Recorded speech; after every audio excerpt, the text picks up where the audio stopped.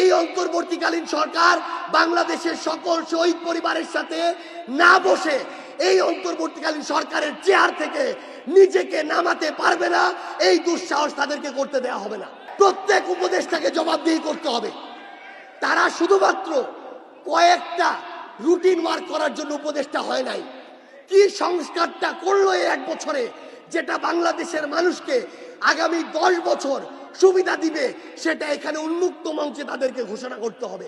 এই বাংলাদেশ এর আগের আমার 28 বছরের জীবনে আমি দেখিনি। আমাদেরকে এভাবে দেখানো হয় না।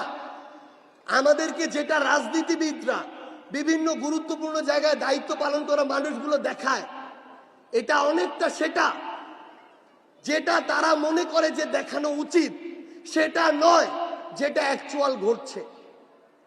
তাই আপনাদের সাথে আমি আমার জায়গা থেকে আপনাদের সন্তান হিসেবে, অভ্যুত্থানের একজন সহযোদ্ধা হিসেবে এই বিষয়গুলো নিয়ে কথা বলতে চাই।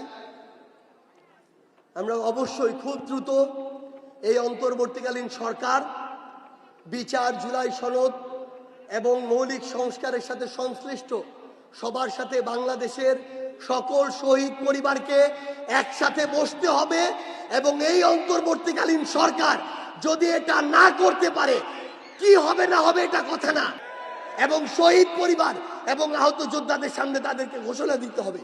এই ম্যানমেন্ট করার জন্য, ভয় মিডিয়া ফেস না করার জন্য, সংস্কারগুলো বুক ফুলিয়ে না বলার জন্য, বড় রাজনৈতিক দলগুলোর সামনে বিড়াল হয়ে চুপসে যাওয়ার জন্য তাদেরকে উপদেষ্টা পদে বসানো হয় নাই। তাদেরকে স্পষ্ট করে বলতে হবে বাধা কোথায়। এটা বলার মতো সাহস প্রত্যেকের থাকতে হবে। যারা অভ্যুত্থান পরবর্তী সময়ে দায়িত্ব পেয়েছে, ইভেন আমাকেও আমার সকল সীমাবদ্ধতা, আমার সহযোদ্ধা যারা আমরা এই আন্দোলনে কিছুটা হলেও নেতৃত্বের জায়গায় ছিলাম, আমাদেরকেও আমাদের এই দায়বদ্ধতা এখানে দাঁড়িয়ে আপনাদের সামনে জবাবদিহি করতে হবে।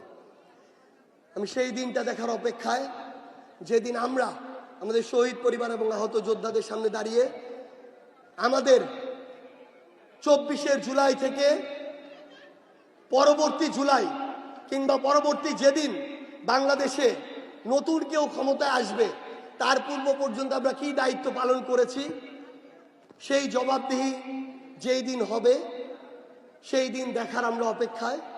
এবং ইনশাআল্লাহ খুব দ্রুত এই বাংলাদেশে সেই দিন আসতে হবে।